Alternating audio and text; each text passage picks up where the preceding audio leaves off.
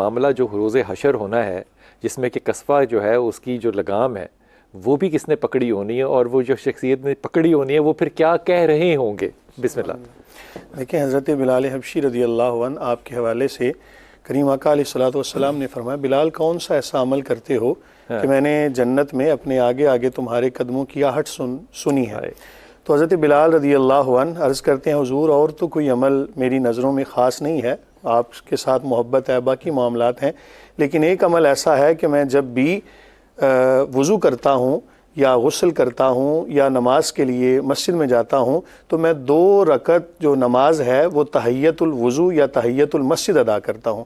اب یہاں بلال بھائی ایک لفظ جو ہے نا تحیہ، اس کا مطلب ہوتا ہے سلام. سلام معنی ہوتا ہے نا اس کا، جس طرح ہم کسی دولہا کو سلامی دیتے ہیں تو سلامی دولہا جب وصول کرتا ہے تو واپس جب دے گا تو اتنی نہیں دے گا بلکہ بڑھا کے دے گا. تو اسی طرح جب ہم مسجد کو سلامی دیتے ہیں نا تو جب مسجد اس سلامی کو واپس کرے گی تو اس کا مقام کیا ہوگا. تو کریم آقا علیہ الصلوۃ والسلام نے فرمایا کہ یہی وہ عمل ہے کہ جس کی وجہ سے جنت میں میرے آگے آگے تمہارے قدموں کی آواز ہے. اب آگے جانے کا مطلب یہ نہیں ہے کہ کریم آقا علیہ الصلوۃ والسلام سے پہلے جنت میں داخل. اس کی توجیہ کیا ہے کہ جس سواری کے اوپر کریم آقا علیہ الصلوۃ والسلام سوار ہوں گے نا اس کی لگام حضرت بلال حبشی رضی اللہ عنہ نے پکڑی ہوگی اور سب سے پہلے آپ جنت میں داخل ہوں گے. یہ اس کی توجیہ ہے. اور ہمیں بھی چاہیے کہ جب ہم وضو کریں یا جب ہم پاکی حاصل کریں، جب مسجد میں جائیں تو تحیت المسجد تحیت الوضو ادا کریں تاکہ ہم مسجد کو سلامی دیں. جماعت نہیں کھڑی ہوگی تو پڑھیں.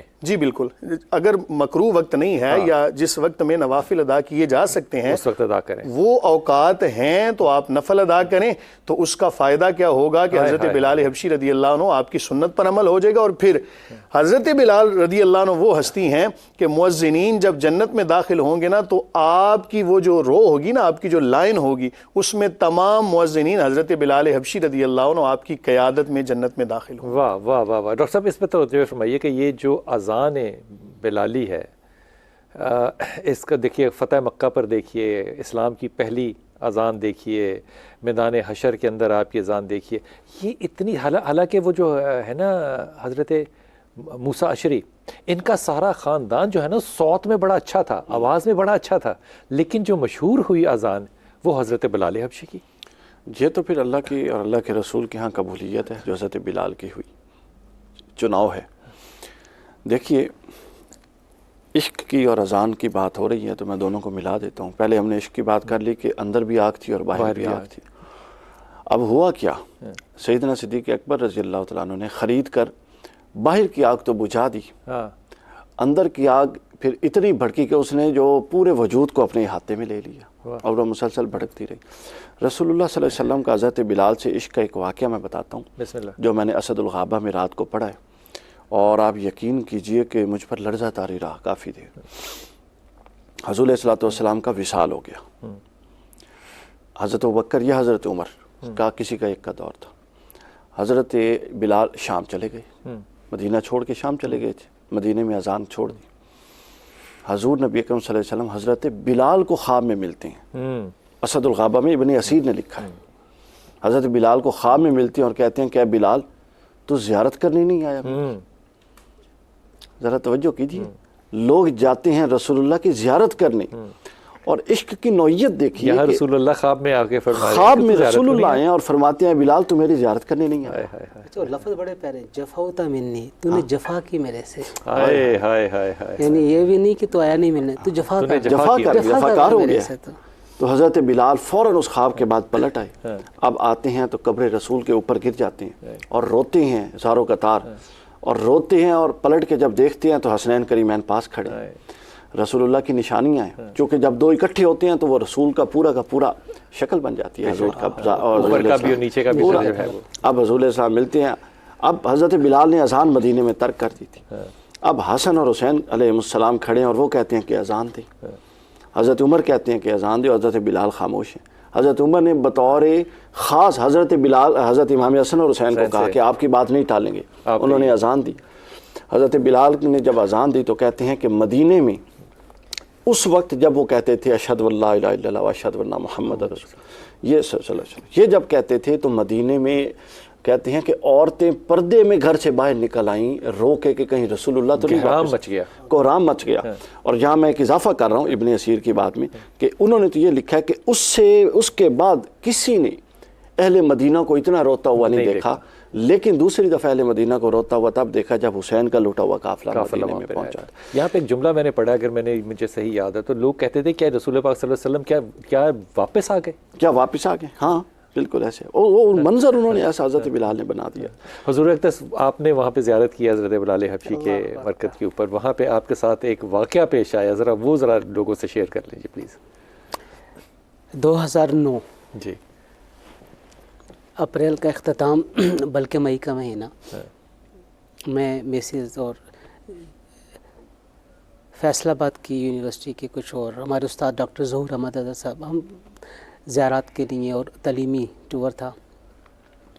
حضرت بلال حبشی کے مزار کے اوپر حاضری تھی، رینوویشن کا کام ہو رہا تھا۔ جی، وہاں پہ میرے دل میں خیال پیدا ہوا کہ کاش موقع ملے تو میں آپ کی تربت سے کچھ کنکر مٹی اٹھا کے جیب میں ڈال لوں۔ بس وہ یہ بات دل میں رہ گئی۔ ہم باہر نکلے، جلدی تھی، باہر نکلے تو 2 سیڑھیاں تھیں، سیڑھیوں کے ساتھ لوہے کے پائپ دیوار کے ساتھ ٹکے ہوئے تھے، وہاں پہ پیر پھسل گیا تو لوہے کے پائپ کو پکڑا، وہ پائپ بھی سیدھے ہو گئے، بڑی مشکل سے دوبارہ ان کو واپس کیا تو ذرا وہ دیوار سے زور سے لگے اور اوپر سے مٹی اور کنکر نیچے گرے۔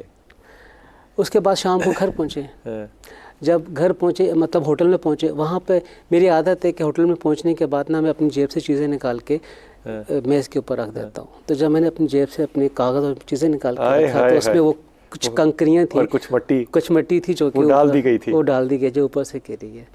حضرت بلال حبشی رضی اللہ تعالیٰ عنہ جو بات چل رہی ہے نا اذان کی، جو اذان کی بات چل رہی ہے نا، حضرت ابوبکر صدیق رضی اللہ تعالیٰ عنہ سے عرض کیا حضرت بلال حبشی نے، مجھے اجازت دیجیے میں نے شام جا کے لڑائی کرنی ہے۔ اور جو لڑائی کی بات تھی نا، یہ حضرت ابوبکر صدیق حضرت عمر نے سکھائی لڑائی، اب لڑائی کا وقت آ گیا، شام میں جانا ہے، شام جانا ہے۔ حضرت ابوبکر صدیق نے کیا فرمایا، اے بلال تو مجھے پیرانہ سالی میں چھوڑ کے چلا جائے گا؟ یعنی اب یہ دیکھیے وہ تعلق، اچھا وہ تعلق جو ہے وہ نبی کریم صلی اللہ علیہ وسلم کی ذات کے ساتھ بھی تو اٹیچ ہے نا۔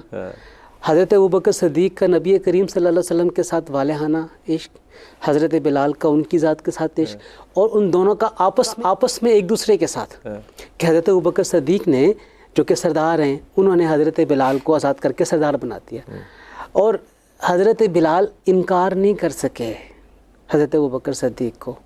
حضرت عمر فاروق تشریف لے آئے امیر اور خلیفہ بن کے، آپ نے پھر گزارش کی کہ مجھے آپ اجازت دیجیے، اور حضرت عمر نہیں روک سکے۔ حضرت ابوبکر نے روکا تو رک گئے، حضرت عمر نے روکا تو نہیں رکے، آپ چلے گئے۔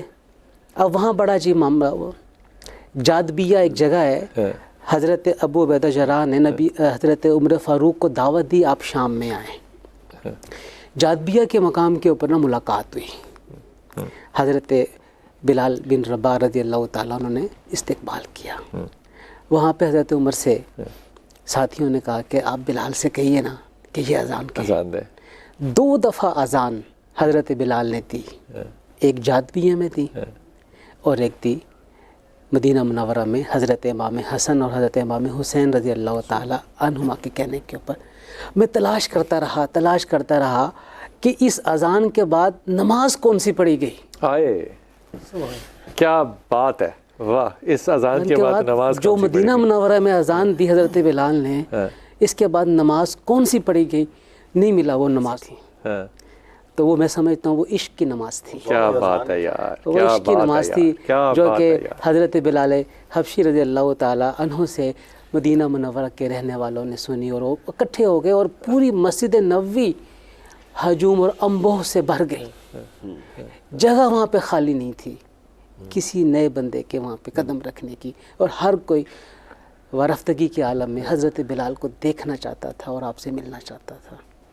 حضرت بلال حبشی رضی اللہ تعالیٰ عنہ چند دن قیام کیے، اور اس کے بعد پھر دوبارہ آپ دوبارہ چلے گئے شام، دمشق میں دوبارہ